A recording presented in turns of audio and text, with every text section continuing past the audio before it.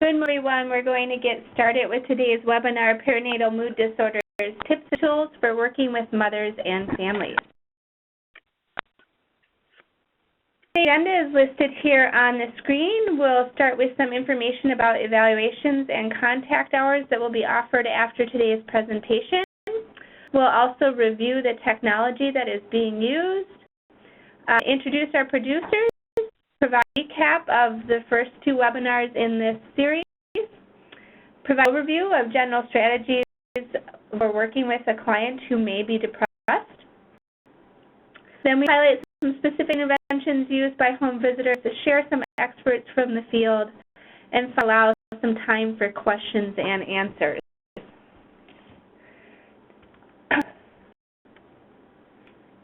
Edit in the chat window and in the email you received earlier.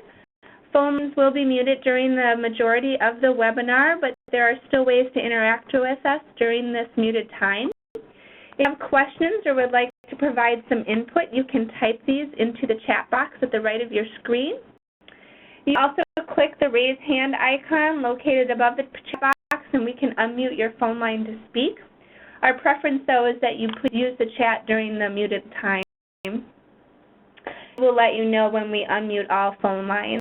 So as a reminder, we are recording today, so if you would like to re-listen to today's presentation or know someone who may be missing it, we will be providing the link to the recording in Tuesday Topics in the next week or two. So for those who have registered, you will receive an evaluation for today's webinar within the next few weeks. 2 weeks after receiving the evaluation, that evaluation will close and you will automatically receive a certificate of 1.5 contact hours. They'll be emailed to the address that you provided to us. For anyone who has not registered, we're unable to provide contact hours at this time. If you have any questions regarding evaluations and certificates, you can certainly email us at health.fhb@state.mn.us. With that, I will turn it over to our presenter, Jean Larson. And welcome everyone this morning to be that is participating in the webinar. It's really great that you're participating. So I'm going to start out just by doing a little recap of the first two webinars. I'm not sure who all has participated in those, but I thought I would just give a very brief overview. So in webinar number 1, we focused on symptoms, risk factors, and impacts. Perinatal mental health symptoms are extremely prevalent in the population of women served by home visiting, and I know that's been your experience.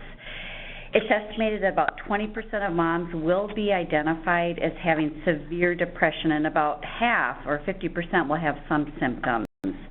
We talked about symptoms that you might see in the women you're serving, and the fact that symptoms can be really quite variable from one person to the next.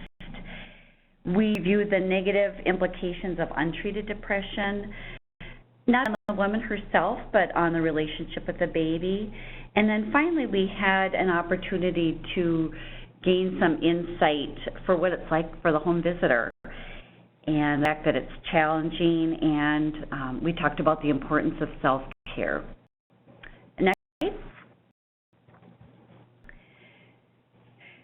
In webinar number 2, we focused on early identifications of symptoms via screening. We talked about barriers to screening, acknowledging clients' fears, worries, stigma associated with self-disclosure. Tessa Weechin joined us, and she talked about the importance of promoting positive mental health for all mothers, highlighting specific strategies that maintain or help a mom get to a healthy mood before it becomes a problem. And then finally, we talked about specific screening tools. Primarily, we talked about the PHQ-9 and the Edinburgh postpartum depression screening tool. We provided ideas for when and how to sensitively introduce screening to a client, and we began the discussion on what to do with a positive screen. I'm going to really build on that today. I also want to mention that From the last webinar, we did send out a revised copy of the document titled What is Next? Positive Screen for Depression. For those of you who were on that webinar, there was someone identified there was a discrepancy between the algorithm and the handout, and so I just want to clarify again that they are linked, they are synced, I guess they're in sync now. A cutoff score of 10 or greater on EPDS versus 13 was what was on the form originally. That's what we've determined or suggesting is a trigger for a referral to mental health or primary care. And I guess I would just really want to emphasize that it's your personal judgment. So with that always trumps, I would say, any of the cutoffs. You want to really rely on your professional judgment.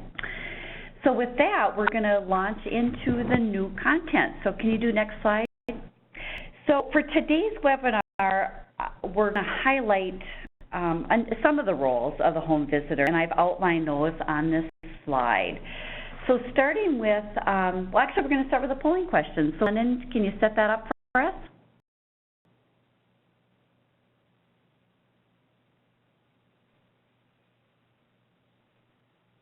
It's open, and you can please respond to our first question here. When a parent screens positive for depression, where does your program refer she or he for follow-up treatment? Answer D. Please share with us in the chat box what your options for referral are.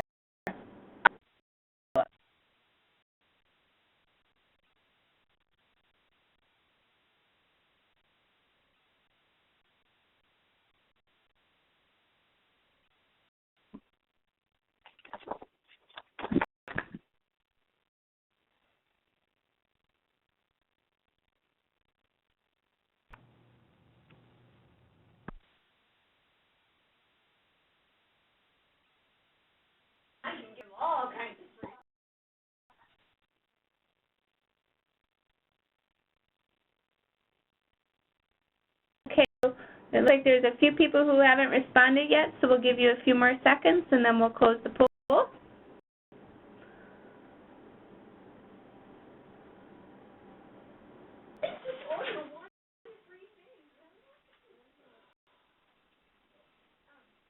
Well, closing the poll, the majority of you have responded, and based on the results,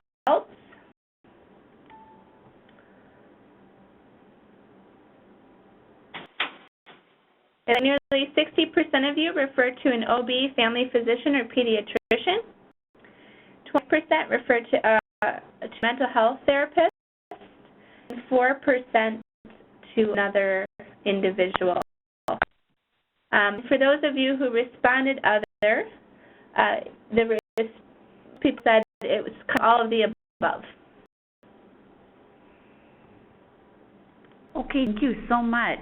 And that is, I'm surprised by that. I think that's really been my own experience in talking to home visitors is that referral to either the OB, family physician, and pediatrician is pretty common. So thank you.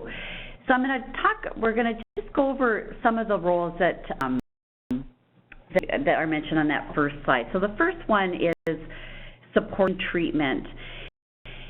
Your client is currently receiving treatments that they have chosen, you can support them in their choices. And so you might, when you enroll a client in home visiting, they may already be taking medication or receiving therapy. And so the things we can do is support that.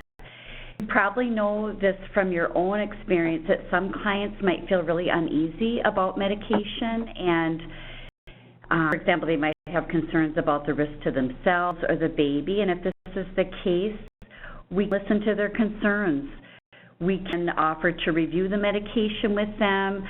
I have, at the end of today's webinar, if we have time, I'm going to maybe go into a little bit more depth with some additional resources, but one of the resources, and this, for those of you who have participated in the past, you will have seen it, is the Mother to Baby organization, and they have just really wonderful fact sheets on what is depression, You can type in medication and get some information on that. And another resource that I'll refer to during this webinar is the MacArthur Toolkit. So, using those materials or whatever materials you might have to talk about medication. With the Mothers to Baby organization, you can actually refer them to a counselor, and they can talk to a counselor about their concerns.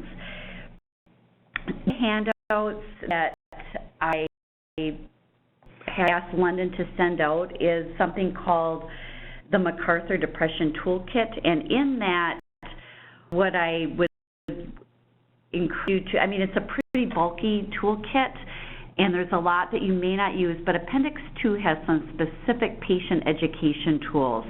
So, for example, there's a handout titled, What is Depression? A Process for Managing Depression. There's a really nice one on persons considering medication treatment that really goes into depth on what is the medication, what's it used for, how does it work. It emphasizes the importance of taking it as prescribed, taking it for a long enough period. It's not infrequent that a person will, maybe take a medication for 2 weeks and say, it really doesn't work for me. And what we know is that it takes longer for a medication to really get into the system and do its job. So taking a medication long enough to really get its full effect. Also in that tool, one of the patient handout, it also talks about therapy and frequently asked questions and what therapy works. And so I would really encourage you to take a look at those particular resources. Next slide. A common role for family home visitors is reducing barriers, and for the most part, barriers can be broken down into 2 different types. There's practical barriers and what I would call psychological barriers. So the practical barriers, and we're very familiar with these, having limited referral sources, not having a lot of providers in your area, not having great access to primary care providers. They might have one, but it may be hard to get in. Lack of insurance would be another barrier, transportation difficulties, lack of child care, and I'm sure you could think of others. So those are all what we would think about as practical barriers. Psychological barriers include really their own or family members or friends' negative experiences with treatment. So that a client might say, I really didn't like it. I tried medication, I didn't like it, or I tried therapy and it just wasn't a good fit for me. So that can be a barrier, not trusting that treatment will do any good. Depression symptoms themselves can be a barrier. Fears related to child protection. A mom might have difficulty putting herself first. She might, not want to not have an easy time doing that. She might feel guilty. So these are all really significant barriers that can get in the way. And so our role in home visiting is, I guess we call it barrier busting. How do we help clients overcome barriers? So one of the things that, one of the approaches you can take is asking your client, what might make it hard for you to get help? Really asking the client, what would get in the way? And taking note of what the barriers that she identifies. And then problem solve together. Get her ideas first, and then think of your own, and really see how she might be able to manage the barriers and what kind of support she might need from you. Another barrier that I think is hard, but I would really encourage you to do your best, is to try to develop a strong referral system. I know this is challenging, especially in rural areas. It's challenging in urban areas. I think finding therapists that will be a good match with your client, it can be challenging. But I would encourage you to do your best. Brainstorm with other members of the community. brainstorm with members of your team. You might have partners in social services. The other thing is when you have a client that has had a really good experience with a therapist, take note of that. I would add them to your list. I've known some teams who've invited a therapist to their team meeting so that they could get to know them better, so that they could really start to develop a relationship. If you have been following along with the SAMHSA toolkit, which I think I had attached every time, there's a really nice section on making referrals, facilitating follow-up on mental health referrals, and so it starts on page 9 and 10 of your toolkit. And so, thinking about who might be a good fit, there's certain provider characteristics that are mentioned in the toolkit. So obviously you want it to be someone that will accept insurance that your clients have. Many of the community health centers have therapists, and they offer care on a sliding fee scale, so that's good to know about. If you are serving clients who speak different languages, you want to make sure you can find client therapist that speaks the language of your client. Helping or having evening appointments could be a real benefit to some of your clients. So those are some of the things that you can do up front to really be, and I really encourage you, if you're actively screening for depression and anxiety, I really encourage you to be thinking about, okay, so what am I going to do if it's positive? What's my next step going to be? And that's really the algorithms were meant to do. You can offer to help call. You can, offer to help the client make the call. And so those are some of the things that you can do to reduce barriers. Slide, London. So the role is offering encouragement and hope. Some of the points that I really want to emphasize and that you can emphasize with your clients is that depression is the most treatable condition. Letting them know that there are effective treatments available. One of the things in that, going back to the MacArthur toolkit, they do describe, so these are the ways that depression is treated. Sometimes you wait on it a little bit and you kind of see where things go. Depending on the severity, you might start with therapy. If moderately severe, moderate to severe depression, you might you can let a client know that they might be offered medication. They might be offered both. So those are some of the things that you give clients a heads up to what type of treatment is available. Let them know that there are things that they can do to feel better, and emphasizing, and we'll go over this as the webinar progresses, just letting them know that there are things that they can do, activities, things they can change in their behavior that can lead to changes in mood. So I think offering reassurance, finding out what they might be interested in, type of treatment would be acceptable. And then, again, emphasizing adherence to whatever they decide. So going back to the MacArthur toolkit is letting them know that any kind of treatment takes time. So it's not going to be immediate. That it does take time, but if they give it a try, let them know that it's going to get better. Slide. At this point, we're going to talk about some specific tools, and I'm going to ask you I don't know if you were able to print out some of the handouts that London provided right prior to the webinar, but one of them is this handout that you've seen in the past. It's called What's Next? Positive Screen for Depression. It has been revised with the new EPDS cutoffs, and then I actually added a little bit more today to this. So this is a revised version. It's not dramatically different, but in summary, this sheet, it's a 3-page sheet, and really it is emphasizing these 5 points, which you see on this the next slide, London. So in general, these are the main ideas that are emphasized in this handout.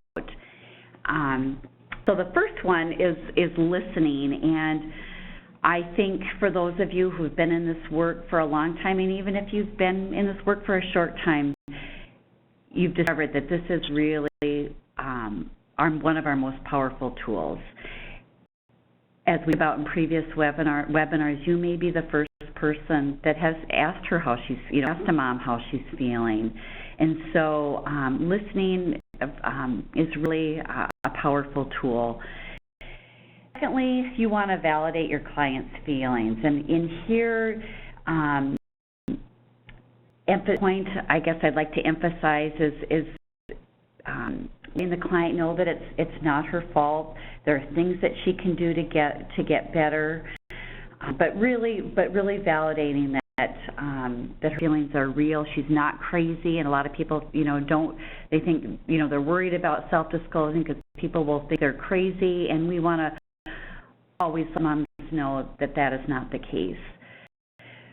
The third thing on that list is educating, and one of the things, I'm not sure, I should have put this up as a polling question, but I'm thinking that some of you have had experience with motivational interviewing. If you haven't, I would really encourage that, and if you have had the training, some of this will sound familiar, but one of the strategies is something called elicit, provide, elicit. So when we think about education, one of the things that's really important to do is ask permission. We always want to ask permission before we just start telling people about something. So you can start by asking a person what they know about depression. So say something, what tell me what you know about depression, or do you mind if I ask what you know about depression? So that'll give you an idea of where they're at. And then following that up with, would it be okay if I share some information about depression and different ways to treat it? So again, emphasizing that strategy of asking permission. So you're going to provide, I've given you some tools on providing information about depression, and I know you probably have some of within the models that you're using, or just your own resources. And then, finally, going back to that elicit and asking them, what they think about what you just described. What's your reaction to what I've shared with you about depression? So that's just some pieces to think about when educating. And then point on that, what is next, handout is brainstorming. And again, this could be more or less difficult depending on a person's readiness. I know that when you're working with moms, you are going to run up against ambivalence, and maybe you have, and so people may not be ready to do anything. And so but depending on their readiness to do something, to take some action to get some help, that's going to influence that brainstorming activity, as well as the resources that you have in your community.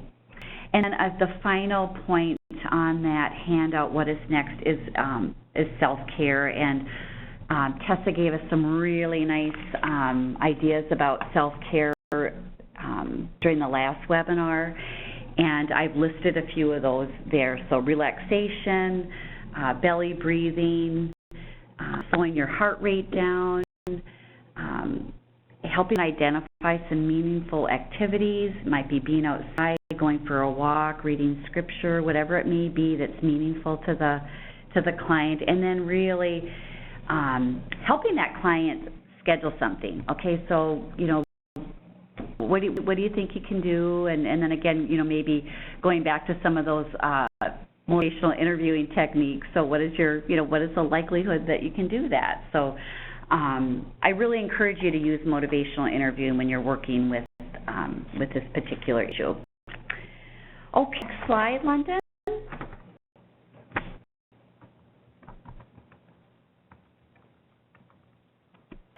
Okay, so I want to take just a minute now to mention some of the handouts that are in the SAMHSA toolkit. if you have it opened up, but if you go back to your toolkit, if you don't have it right there in front of you, the handouts that have been offered by SAMHSA, they're in Appendix B, and it's just titled Handouts for Mothers with Depression. So I just want to do a brief overview of what those handouts are. So the first handout is titled Engaging in Pleasant Activities Can Increase Mood and Improve Resilience. So, this handout is really making the case for positive activities are linked to mood and that sort of thing. So you can take a look at that. It's Appendix B3. The next handout is it's like a comic strip, I guess. I don't know how else to describe that, but it's called Making Good Choices, and it contrasts Mary's Day with Violet's Day. And the idea is that different choices that we make, when we're still laying in bed, different choices that we make can impact our thoughts and feelings and moods. And so that's another handout, and I'll come back to that a little bit later. A third handout is Choosing Pleasant Activities. And this handout really offers some guidance around choosing activities, things that a mom could either do by herself, with her child. It really emphasizes activities that are free, finding activities that are free or inexpensive and don't require a huge time commitment, because that'll influence their ability to do it. How much time is this going to take? So that's that handout.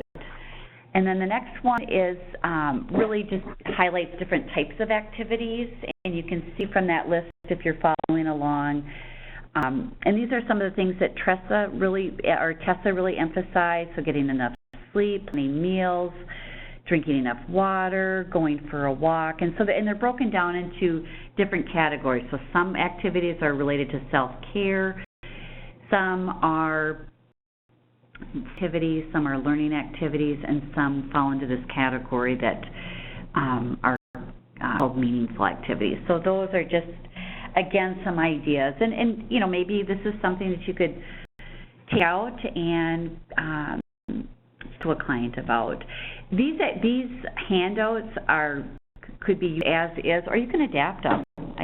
They're not copyrighted, so I would just say you could adapt them, and you might want to, you could reference them, but they're really for your own use. And then the handout is it's titled Other Ideas to Improve Your Mood and Manage Your Stress.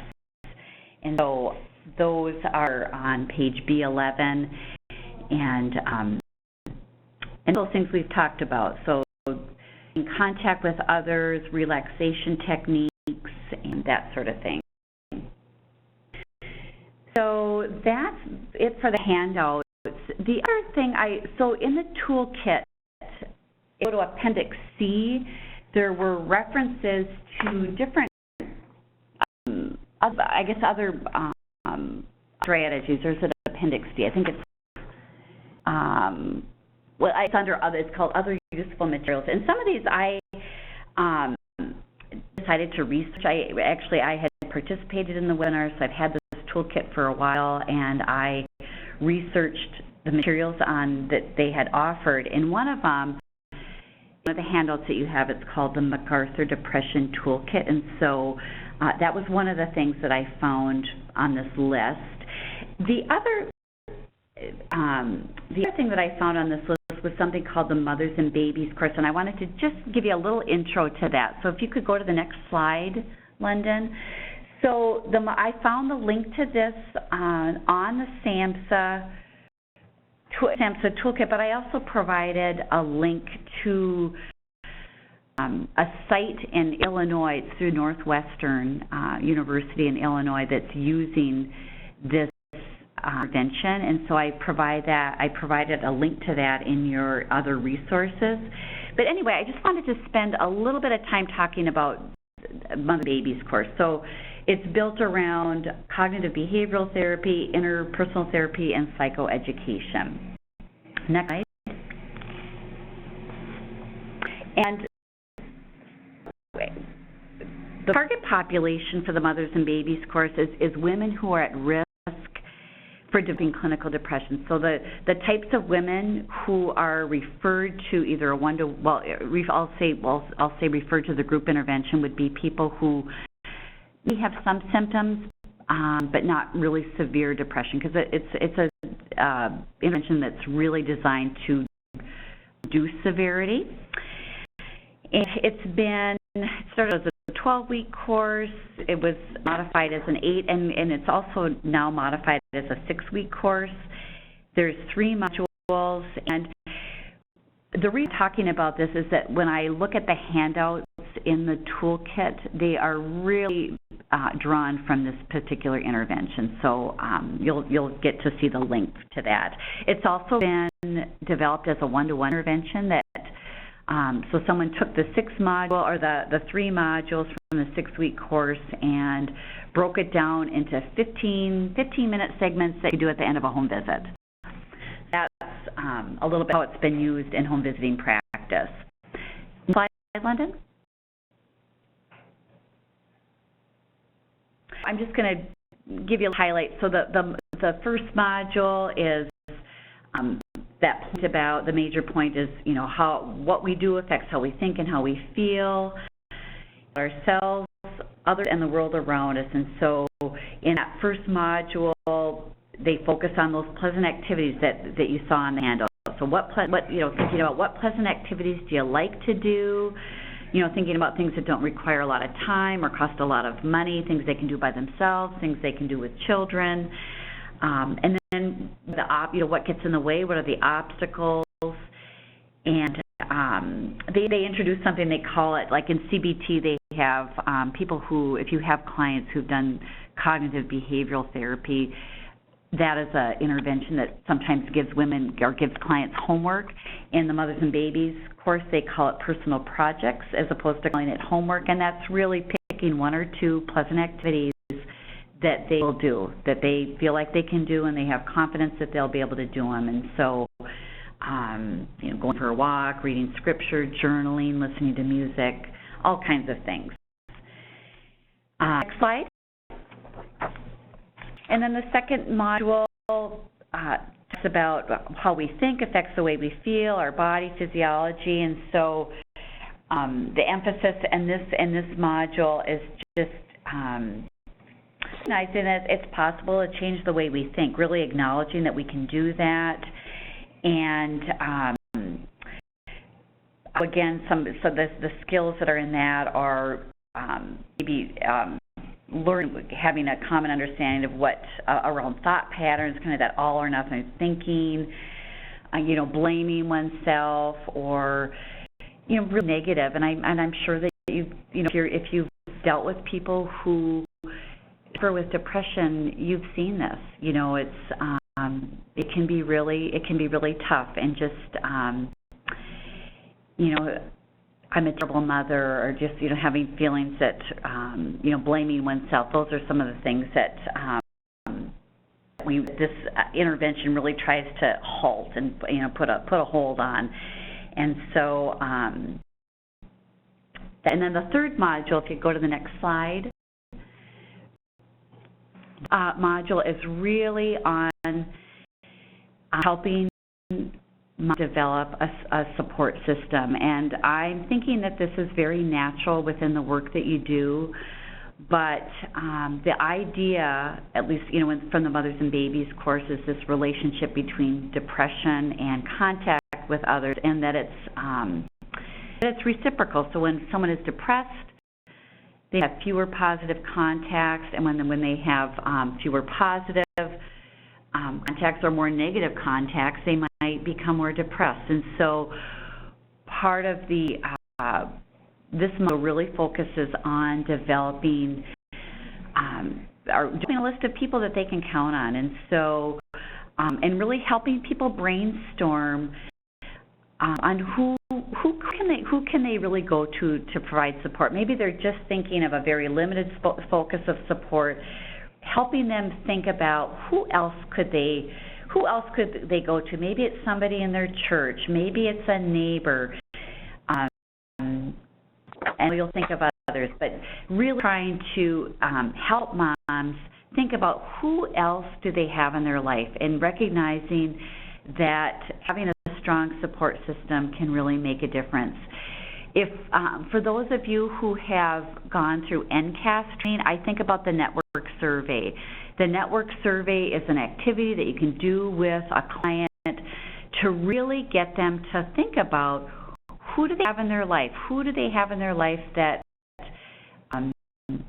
they can go to for support. And it also talks about that reciprocal relationship. So who in turn can they provide support to? Because we know that that's really important as well. That concludes the Mothers and Babies course, and I'll maybe talk about that a little bit more if there's time at the end. I want to make sure that we have time for the next speakers, but if there's time at the end, I'm going to go through the list of additional resources and just highlight some of what I put on that list. Sylvia, I am going to turn things over to you. So, and just bear with us a moment as we switch users in a second. Okay. So just, you go ahead. Okay. So, welcome. This is Sylvia Cook. I work with Jean. We're both and London. Jean and I are both home consultants and MCAS trainers. So I'm going to talk a little bit about how promoting maternal mental health during pregnancy, which is an NCAS program, some of what Jean's been talking about. Promoting maternal mental health during pregnancy was developed, the first book was published in 2001. A revised edition was recently published in 2013. A lot of people have the older version in your public health department. So look for that and see what you have. If not, the new version's available if you're interested. It's a good resource to use with all of the pregnant women and postpartum women you work with. You can make activities and interventions and also prevention, primary, secondary, and tertiary. Top of the program help assist pregnant women to address their emotional and psychological experiences. And why is the emotional and psychological work of women in pregnancy so important? Explore the transition from pregnancy into motherhood. How a woman accepts her identity as a mother, and it is the establishment of parent-child relationships. It offers current information on the influence of maternal factors such as stress, and health, depression, and other mental health issues, worsen the outcomes of pregnancy and establishment of the parent-child relationship. Before we go on, London's going to do a poll about these materials. Okay.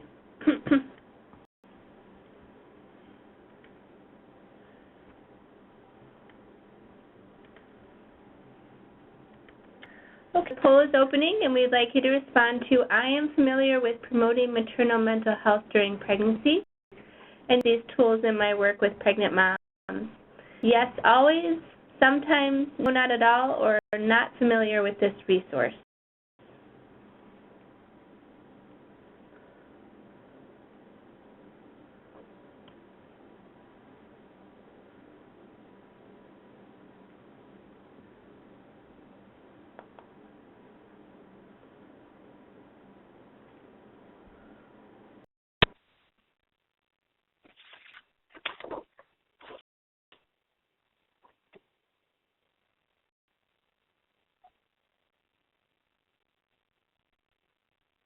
Okay, more seconds for those last minute spares to answer.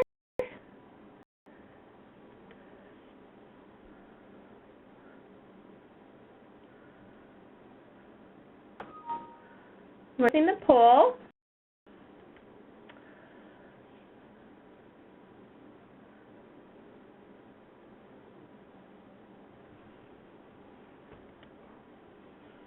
Based on the results, it looks like about 8% of you always use this resource.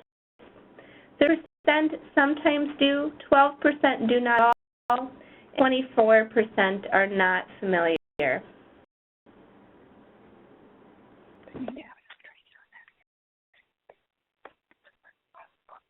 Okay. So little less than half use them sometimes, and a quarter are not familiar. Please slide the one slide before the poll show the cover of the book from the first edition. And these materials were available at one time in most county public health departments. It consists of the book that we pictured plus these two that are pictured now. With the copies of the handouts, and an assessment tool kit. So the program materials, the book covers practice, and the assessment piece embedded in that part of the book. The topics that I mentioned earlier, and the interventions are a copy of our handouts that you can use to directly with moms.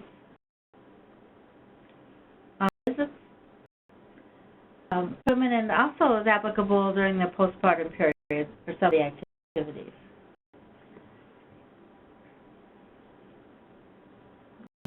There are 56 interventions and worksheets available on the CD that you can, once you purchase them, you can print them out and use them. Ninth edition is a little different now. It has the same artwork, beautiful artwork on the cover, but two larger books that are spellbound. The manual has the theory and practice with the assessment piece. The second contains the interventions and the CD again, so you can produce the interventions. The assessment guide goes through a complete assessment, but you don't necessarily use that in order to use the intervention.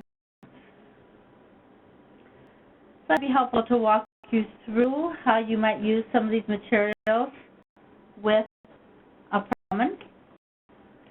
Research has shown mother's mental health and emotional state during pregnancy has immediate and direct impact on her lifelong relationship with her infant. So the mother-child relationship directly impacts the child's quality of life throughout their lifespan. So a pregnant mom improve her mental and emotional state during pregnancy, and chances that she and her child will have a healthier relationship. So I'll walk through the example, and then I'm going to show you the actual activities. So, being a pregnant mom, on an assessment which consists of either a prenatal depression screen or the mental health screen, or you've used the assessments tool for the maternal mental health during pregnancy, or the mom is a doctor and has the diagnosis of depression or some symptoms. So the screen, the assessment tool has a numbering system. So this is 1.42, issues of depressive symptoms or flat affect. So if you have the older version of the book, you'll find this on page 213 when you look at your materials later. In version, it's on page 135 of the Theory Practice Manual. So when you look at those materials, you give the symptoms that you've identified through your screening, and there's some goals to work with, and direct to specific interventions in your second manual.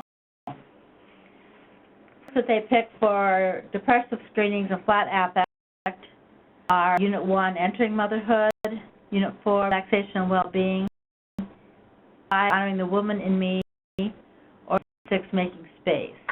So I asked London to show. Oh.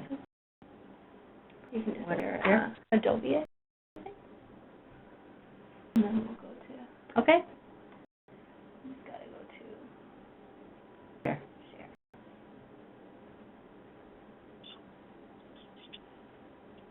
Okay, just seeing a copy of the handout on the CD, so you can see the units on the side, and so activities in each of the units, number 5 and 1, 5, 6, that address 4, 5, and 6 that can address depression. I chose to look at number 5 today with you. So then you do 5, and there are several activities you could pick from, whatever you think is most appropriate for the mom. Look at Nurturing the Mother in Me. This goes that Jean talked about in Mother and Baby course would help the parent feel good. So this is, the book will tell you in more detail how to use this intervention with the parent. But this sheet just says, make a list below of things that make you feel good or warm or safe or nurtured or taken care of. You might include things that others do for you, comforting or make you feel better. You might include things that make you feel good in your mind, in your heart, or in your body. Something that the mother for herself or other people do for her. The next page of the handouts, the nurturing activities. So she doesn't have to use some of these, but just to give her some ideas. Bubble baths,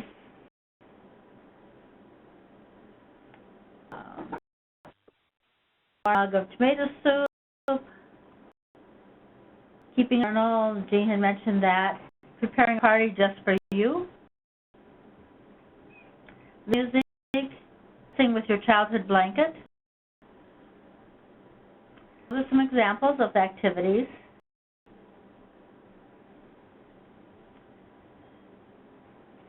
And then the activity I wanted to show you is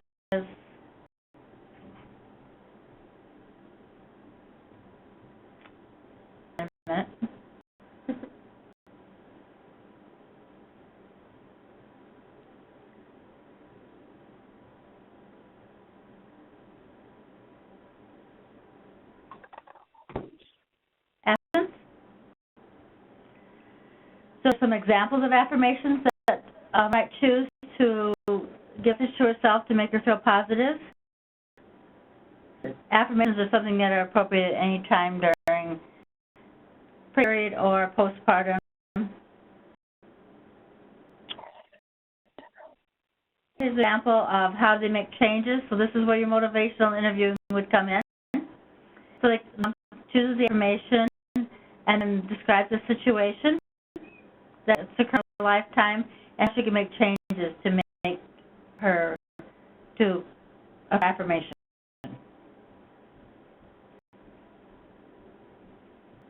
And the next handout is a sheet she can write her affirmation on and make it available to herself. And then this activity is a little more in-depth as you get to know the mom. It's from my past. So she'll be identifying something that is in her past that's causing barrier to prevent her from fear about herself. So this is a place where she can identify the ghost from her past. Why is that ghost there? How does the ghost make her feel? And then doing some motivational interviewing or just plan to say, I did this ghost in my life. I do not need to carry around bad feelings anymore. I will get rid of this ghost. Develop this form, and then you can help support her in following up with it. If you have them in your office, I've been reading through in the new book, I've been reading through the theory and practice, and I think it's really helpful in working with moms, even if they're not suffering from mental health problems or depression, and working through the work of becoming a mother. I know that the work for this program is developed is embedded in nurse partnership in the modules. So I think you find it helpful in your work with mothers and both pregnant and parenting. So I encourage you to look for it and maybe purchase it from NCAP. And let's turn it back over to Jean. Sylvia, thank you so much. That's really great. I'm going to enter our next speaker, Lisa Turbis, and Lisa has been a nurse home visitor with Supporting Hands Nurse Family Partnership for 7 years. Prior to that, she spent 5 years with Redwood County doing a variety of programs, including home visiting. Lisa shared with me that she has really enjoyed being a part of this special time in a first-time mom's life, and has learned a lot from her clients over the years. And I would like to add that I have learned a lot from Lisa as we prepared for today's webinar, and I'm extremely grateful, Lisa, that you were willing to share your experience. So with that, I am going to turn it over to you. Okay, thank you, Jean. Can you guys hear me? Okay, thanks. Thank you for those kind words. And I was just asked to kind of share my experiences, and so I put together a little bit of information about my reflection on my own experiences as a nurse home visitor in working with moms. And hopefully you'll hear some similarities from your own experiences. The areas that I wanted to start with was just getting past my own fears and talking about that. When I first began home visiting, I remember feeling uneasy about bringing up the depression screening, mostly because I did not know what I was going to say and do if the screen was positive.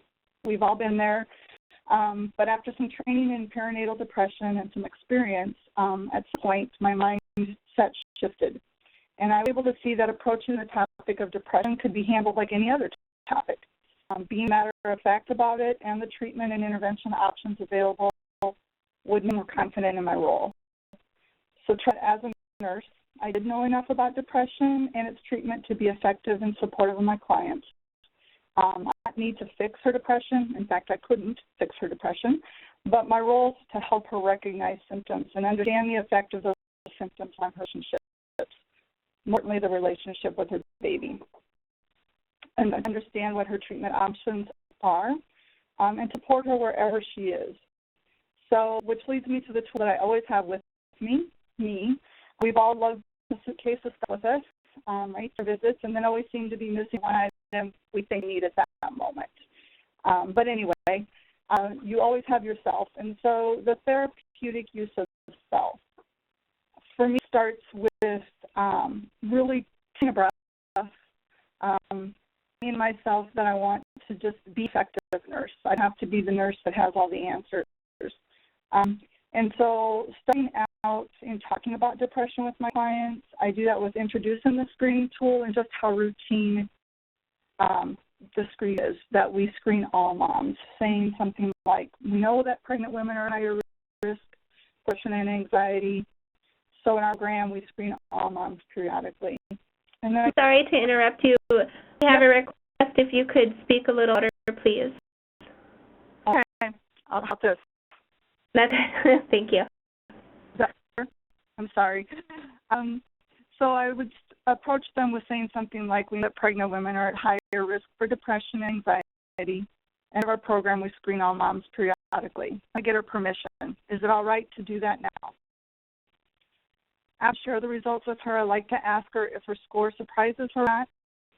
I've had moms tell me, yeah, I thought it'd be a lot worse, which can change own anxiety about her score and what her symptoms are like for her. If we've not previously discussed it, I ask her about her own history of depression and treatment.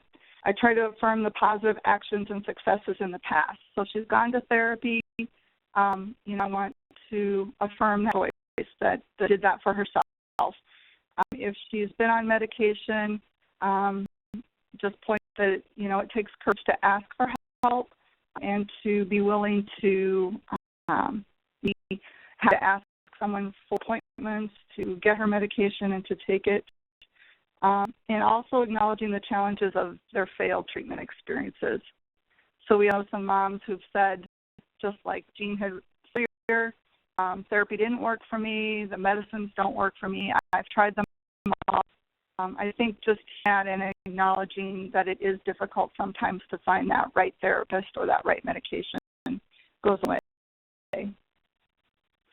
I think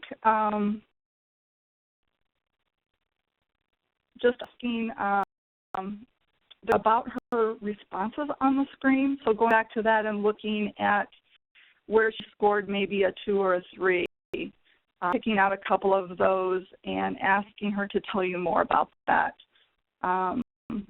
Just kind of what's behind that. It's a new symptom for her and recently happened. I think it's really important as a nurse home visitor that I stay really calm of her score and her responses, act like having depression is a crisis, and it's not.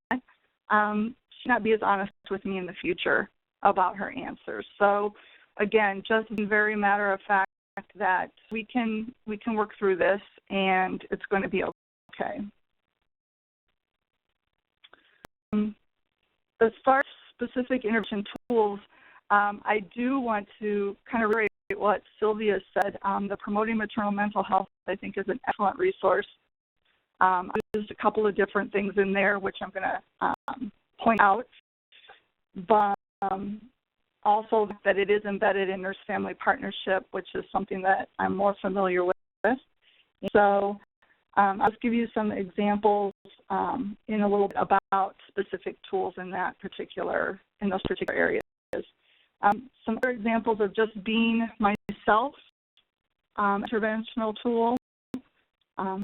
A client by the name, or did have a client by the name of Mandy, who scored quite high on one of our first visits. I did the screening, and we talked about what was behind that and what her experiences had been past, and just being present with her as she shared with me her story and asking her what she had to do about it next. Did she want to call her physician, and she wanted me to make that phone call, and Mandy decided at that moment that she wanted to make the call herself, but she wanted to do it while I was there. And contacted her physician, and she called and told them kind of been feeling and asked to have her appointment moved up, and successful in doing that. An example, somebody else, I had been visiting with Sammy. It's been a long visit already.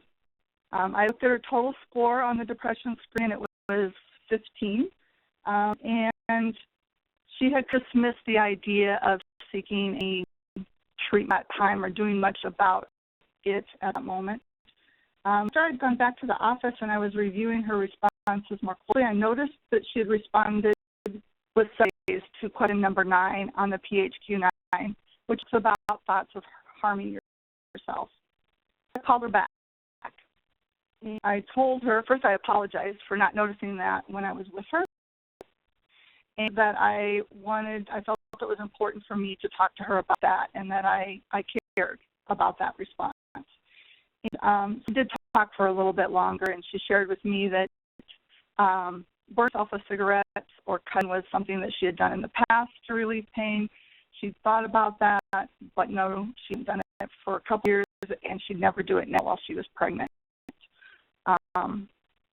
Before she hung up, I did make sure that she had the emergency contact number for the local mental health center. I talked about transportation options and how to arrange that if she needed it as well.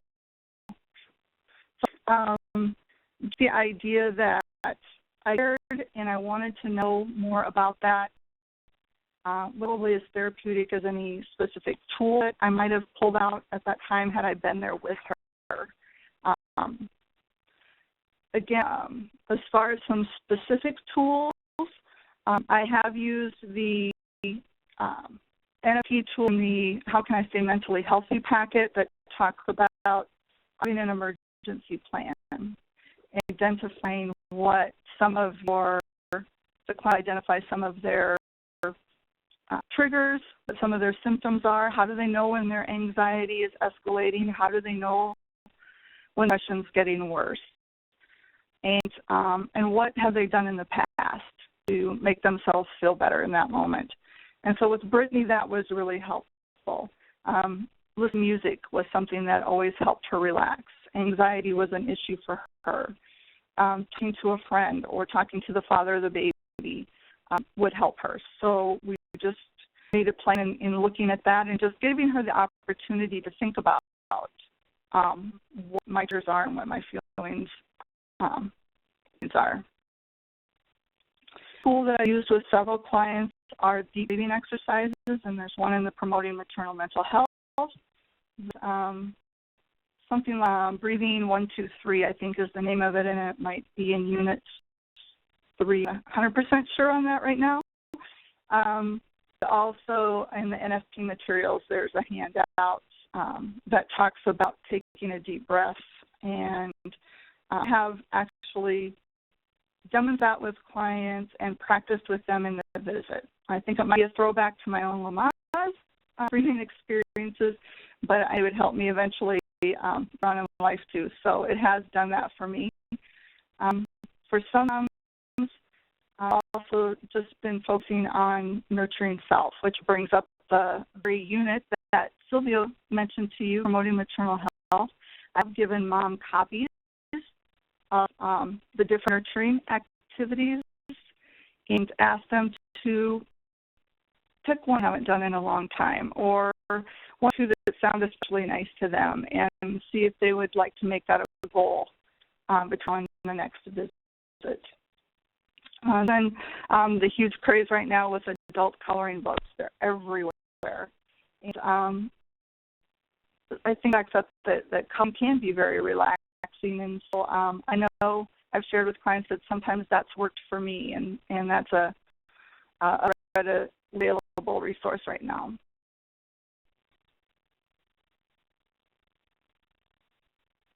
The notes that are tools that have been there, also support ones that have them identify who are the supportive people in their life, who are they most around, and are those people helpful, and are they not so helpful, and how do you increase the time that you can spend with the helpful people and limit maybe some of the exposure or the effects of the not so helpful people. From this webinar, I really liked the maternal well-being plan handout that I've given access to. I haven't used it yet, but I would like to. I've also just had some success in talking about dreams and goals and what it means to them to be a good mom. What specifically does that look like, and what activities are closer to being that person that she wants to be, whether that's just getting up in the morning, remembering to eat something by a certain time, going for a walk, humor, a variety of things that have been mentioned already in this webinar. Last, the algorithm at Supporting Nurse Family Partnership, we've included the algorithm in our safety manual. We have a small safety manual that we can carry with us. I have pulled this out and glanced at it for my own reference when a client scores in the moderate to severe range. It's be able to say, looking at this with a score of 18, for example, a referral to a mental health provider is recommended, or referral to your physician is recommended. And what are your thoughts about that? And wait what the client says. It just makes the recommendation seem a little more objective, maybe give it validity. It's not just my opinion or my reaction to what her score is. It's just a client who's willing to seek treatment, and her if it's okay for me to share, informing her that I'm going to share her score with her healthcare provider, kind of using my own judgment call there. Does she want me to fax it to facilitate the discussion at her next appointment? Would she rather carry a copy of it herself? Calling the provider at a mental health facility with or for them. Buying transportation resources if needed. Treatment is started at asking about her medication use. Finding ways to remember to take it. And following up to at future visits. How is it going? How are you doing with your therapist? Do you helping?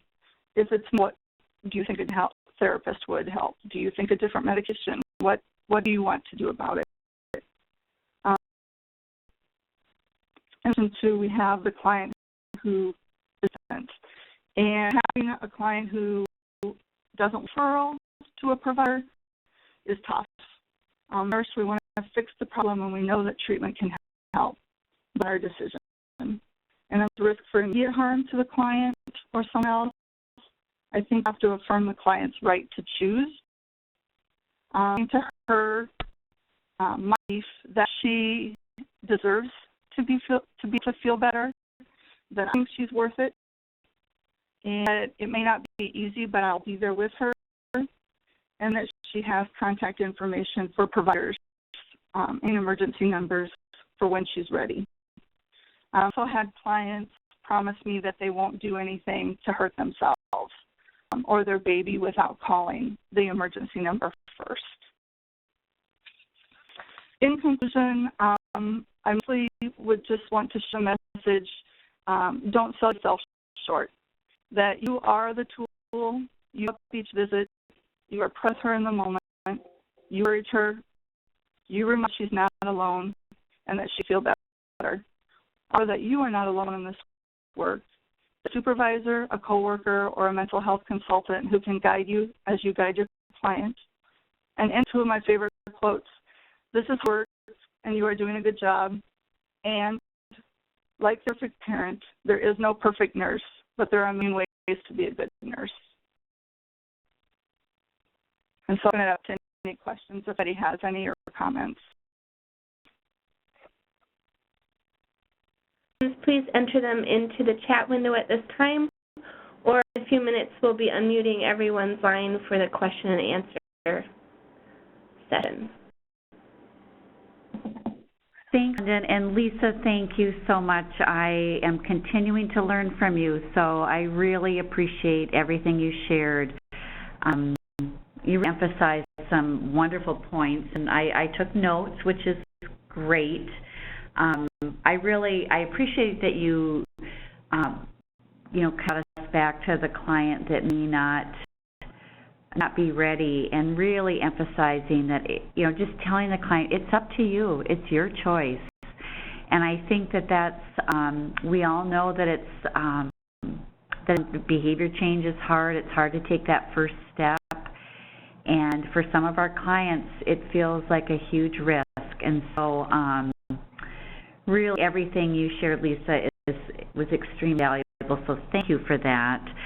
I would really love to hear from others. So I'm going to maybe quickly go through the last pieces that I wanted to share with you on the webinar, and then I would really like to open it up for people to share maybe what they're using, or definitely if you have questions.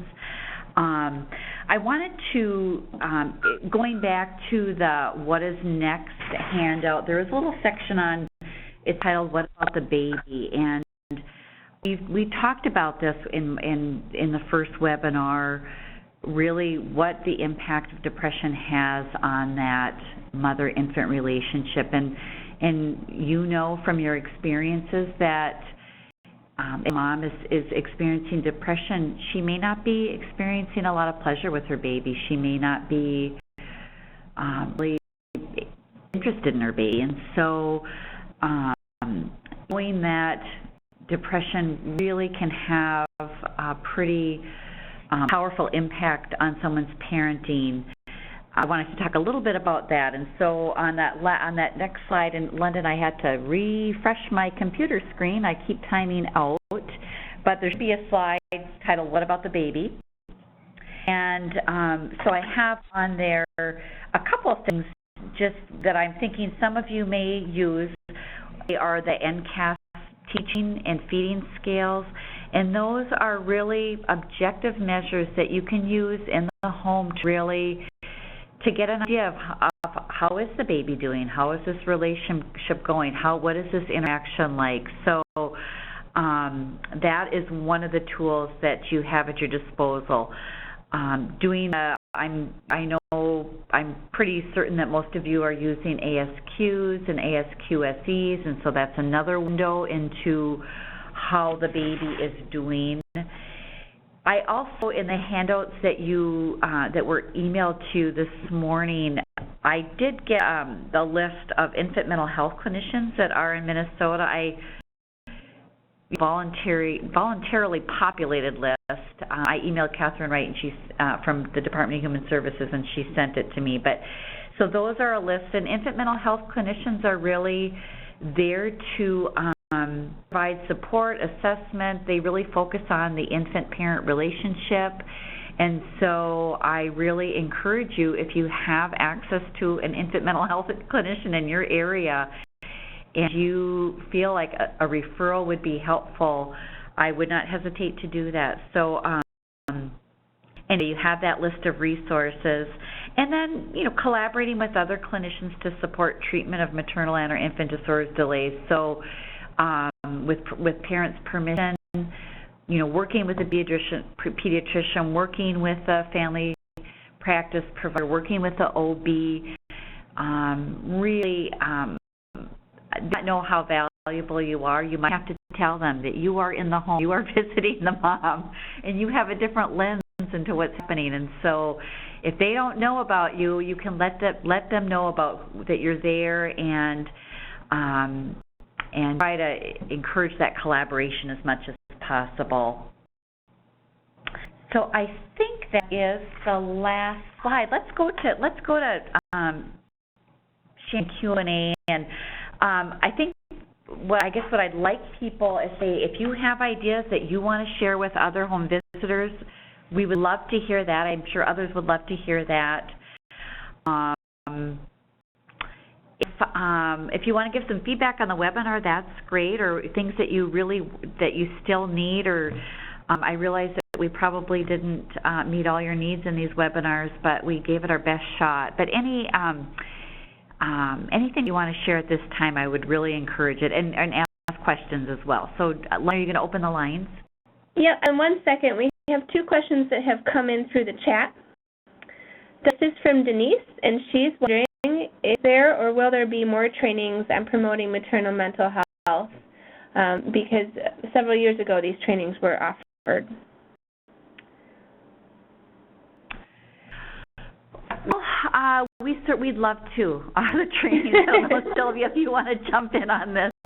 Actually, Sylvia had to step up. But I can say that we have been exploring this as an option and look at some ways we can offer it more broadly in the state via potentially a webinar series or an ITV type situation.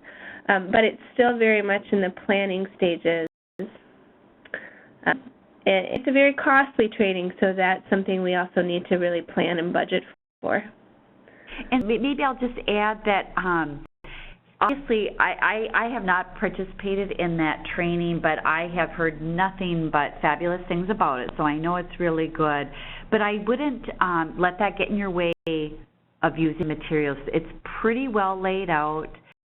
I think that training just kind of gives us that boost and gets us really excited about it. But I know the materials, what I've heard at least, is that they're very well laid out and can be used, with or without training. So just keep that in mind, and we'll keep working on training.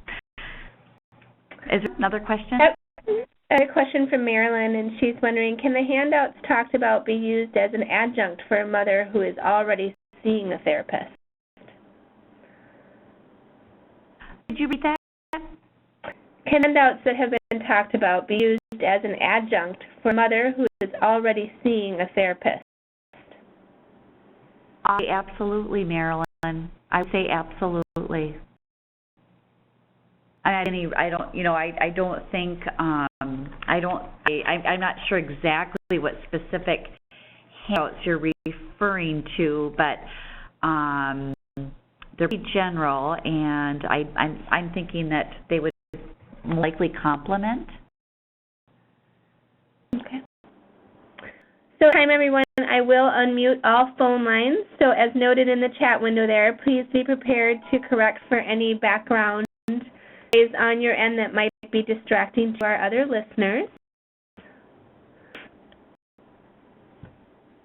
And feel free to just jump into the conversation. And if you are feeling a little shy, you can continue to answer your questions or input into the chat window, and I will read that off for you.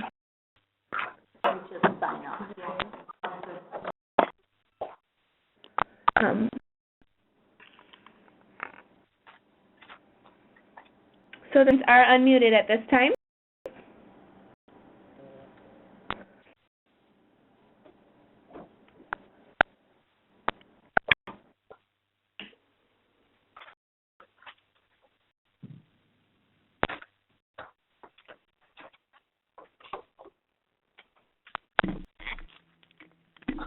It's just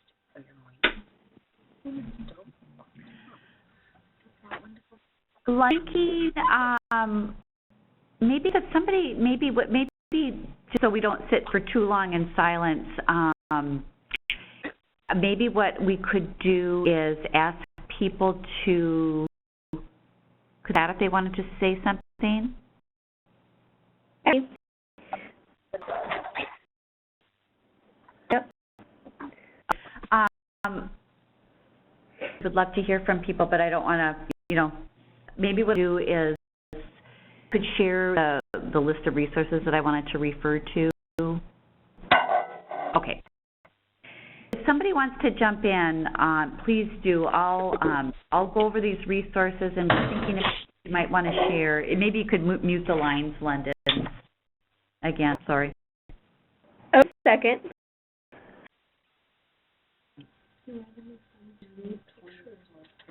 Oh, thank you.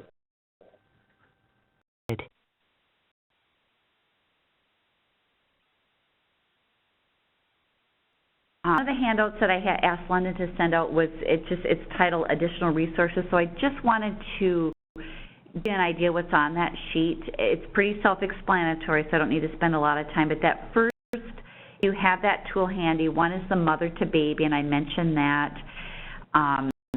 That is, I wonder if it was once called the Teratogen Hotline, but anyway, it is a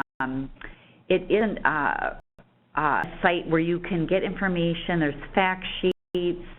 You can call as a provider. You can have clients call. So that could be a really good resource for you, and just wanted to make sure that you knew about that. The second one I put on was the motivational interviewing site. It's MINT, M-I-N-T, Excellence in Motivational Interviewing. And I actually, I included a couple of links. Just if you've been trained and you want a little refresher and you just, or maybe you're not as confident in the skills as you want to be, could be really helpful. I mean, you can watch videos, you can watch their Vimeos or YouTube videos, and they actually show people doing motivational interviewing using specific techniques. I've seen them around maternal smoking. There was one I watched that was on, it was someone from Head Start talking to a mom about brushing her child's teeth, and it was just really, they're like 3 minutes. So you could, bring up at a team meeting. That's that. They also provided a link to a home visiting webinar that focused on parental depression, and I found it to be really helpful. So they have a transcript of it, and you can fast forward, but anyway, that's available. Another link I included was a link to the Mothers and Babies program, which I think is really a nice complement to promoting maternal mental health during pregnancy. Between those two could be really, really great resources for your toolkit. But on that site, you can find, the modules are there for both one-to-one intervention as well as a group intervention. There's a participant workbook, and so that's there. Another link I put in this, and I wanted to figure out how we could show it during the webinar, but it doesn't really work that well with our technology. But it's a trailer for the movie Dark Side of the Full Moon. I'm not sure if any of you have seen that documentary, but even the trailer is very compelling, and really, for me, it was very motivating to really want to work on this issue and think about it. And so anyway, that's there. And then the last resource is the Early Childhood Mental Health Referral System in Minnesota, and this was a webinar that we co-sponsored with Catherine Wright from the Department of Human Services, and talks about infant mental health, and so you can actually click on that and view that entire webinar. So those are the resources. And I think with that, I don't really have anything else other than to say thank you to everyone for participating. It has really, it's really been a great honor to be able to present. Although I will tell you, this was my first experience with a webinar, and I've learned a lot, and I appreciate that you for bearing with me with the technology. It's a little odd. I don't know if you've done presenting via webinar, but it's a little odd. But we really we knew that people were wanting this information, and we were really trying to think about how could we get the information out really the most efficient way, and decided on this. So please, in the evaluation, we welcome your feedback, and I would really encourage you to instructive and let us know what worked, what didn't work. It's good for us to know what absolutely didn't work, and then we'd love to hear from you what you feel like you need. You know, we've logged in probably maternal mental health during pregnancy as a need, but if there's other things, please let us know. And then I'm going to stop, London, and should we maybe try one more time to see if people have comments? Sure. It's just a quick question about where the resource list is that you're discussing, and it was emailed to everyone this morning around about 9:30. So if you did not receive it, please enter your email address in the chat window, and we will be sure to mail that out to you. I will unmute the phone lines one last time for any final questions or discussion, and if something doesn't come to mind right now, you're always free to welcome us. You're always free to email us at health.fhb@statemn.us. Email address there is in the chat window. So I am unmuting lines right now. Feel free to share with us. She had one last March, in September, and then one this March, but it's not like a full year. Puts it in as a booster, but really this where she got. London, I think we're going to have to go back to mute. One of this year, and now second of this year's. Okay, 1 second.